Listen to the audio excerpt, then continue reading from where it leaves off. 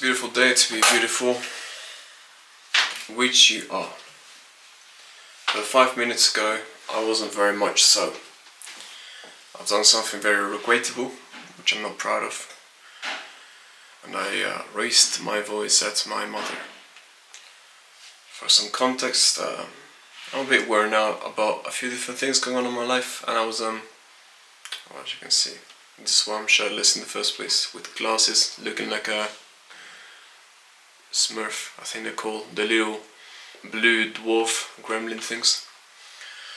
I was just going at that at a wall to make it smoother, the surface, so that we can paint over it and stuff. And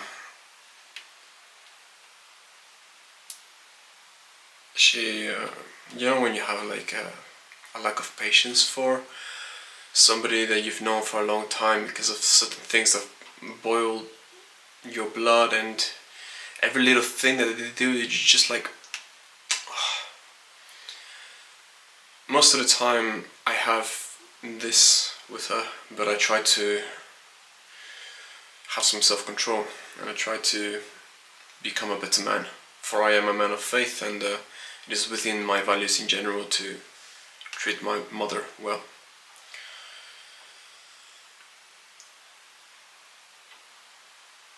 I let my emotions get the better of me. So I responded. Something was done, something was said, which was wrong on my opinion, on the other person's behalf. And I got frustrated, and I saw it coming. This is why I got even more frustrated, and I was like, you know, and then I realized that I raised my voice a little bit, and I let the emotions get the better of me. Now, of course, I mean, you can see me, I'm not like, I can be a bit of a scary guy, especially when you can feel that I'm angry. So she got even more defensive and stuff. And immediately one thing happens. You feel better. You feel relieved when you lay out your emotions. Finally they know how I feel. Finally I've been expressed. But these feelings are followed by something worse, something darker, something more sad.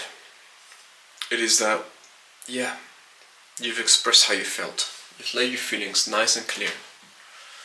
But this is not who you are or who you want to be. You don't want to be somebody that gives in, that lets the world get the better of them.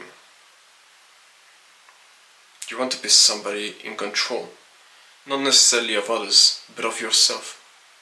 Not somebody that has emotional outbursts, that can't keep his emotions to himself. And you will feel relief whenever you explode, as per se. But that relief will be just a momentary feeling, which will be followed by days and moments of just So as the silence sat between her and I continued to scrub,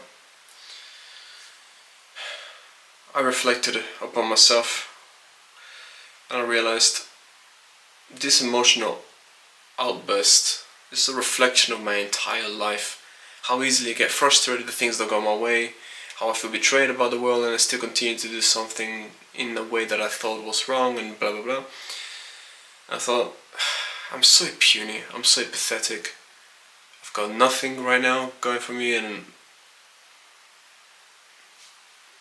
here I am, having an emotional burst to the person that gave me life. Now, of course, it's not because they gave you life that you need to see them as a god or anything. Of course not. A lot of the times, this even being abuse or whatever from that person, it is the case for me. There has been. But to be the bigger person, the bigger man, is to walk and move past that into forgiveness And it's an ongoing process that I am working on, which is why I'm currently in a relation with this person, because I don't want to give up. I already don't really have a dad, so if I don't have a mom either, and I lose one of my brothers because he's also a dickhead, and I lose everyone else, what would that say about me? Maybe I'm a person that quits very easily, but anyway, that's besides the point of today. After a few moments of silence happened, and I realized how pathetic I was. I wanted to mend things a little bit, and I thought, I try to be the bigger person, and even though if I told you the whole context, maybe you would side with me, but that's not what I want, really. And I said, hey, I'm sorry for raising my voice. I didn't mean to do that. And then, she cuts me off, blah, oh, nothing to be sorry about, blah, blah, blah, blah, blah. Very like, just stop. And I'm like, okay, well, in that case, just forgive me. I've got nothing to forgive. Then excuse me for my behavior. And she's just persistent, like, look, I'm sorry, just, I want to establish that I'm sorry. And I keep getting denied, and then what happens after is more criticism comes. Now, if you want to be a bit more charismatic with other people in general, you don't just, if somebody's made a mistake or whatever, and they decide to be vulnerable, open up and say, I'm sorry, you don't just say, well, yeah, you should be sorry because this and that, and you shouldn't be that, and blah, blah, blah. No. It takes courage. It takes a lot of willpower to be the person that says, hey, we argued. One person may say that I was wrong, another person may say that you were wrong. And I just want to brush past that all, forget it, and come forth and be the first one to say, I'm sorry. I took the courage to do that. And she started criticizing me, and I thought, wonderful. Here I am, right, gathering all these things, and I was shaking my head, thinking about how pathetic I was, and how I don't need to stoop myself down to anyone else's level, but rather have a high standard of myself, and it doesn't matter what anyone thinks or what anyone says, my God is watching me. I'm going to behave in a way that's according to what I believe to be right. So I apologize about that, and then just on the, oh well, yeah, well, you shouldn't have done that because blah blah blah. No, what you meant to do when something like this happens is, hey, at least this is what I've done with friends that I'm quite spiritual and close with. It must have taken courage and strength to open up and be vulnerable and say sorry. And I want to say I greatly appreciate it, and I'm thankful. And don't worry about it. Thank you.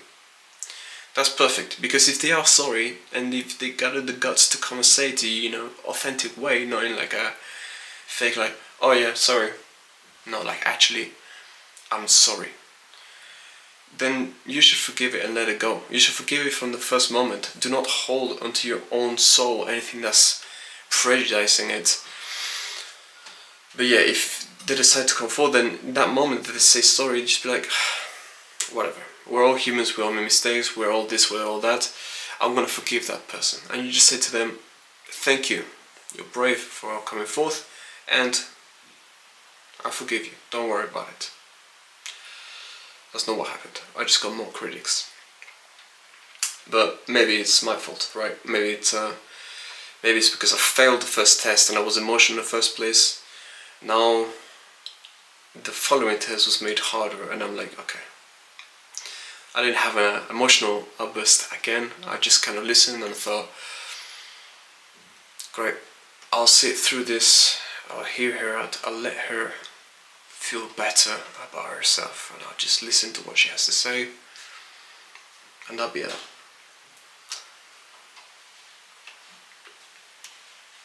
And that was done.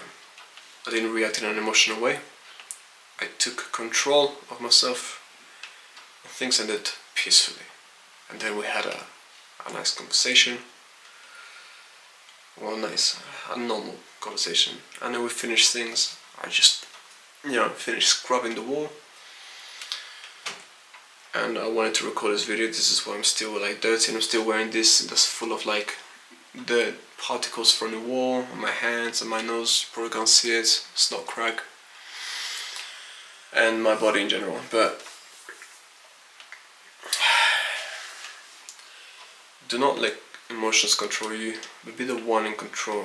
For you are the sole sovereign over your own carcass, your flesh. You are the person that dictates how you feel. You can choose to feel happy, you can choose to feel sad. And it's hard. I'm not saying you can do it accurately 100% of the time. The first part of this video is me saying that I failed.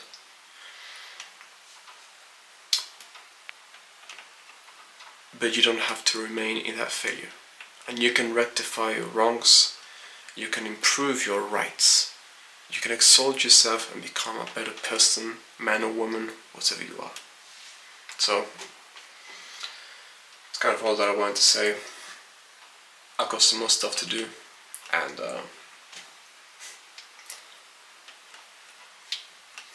it is sunny when you smile.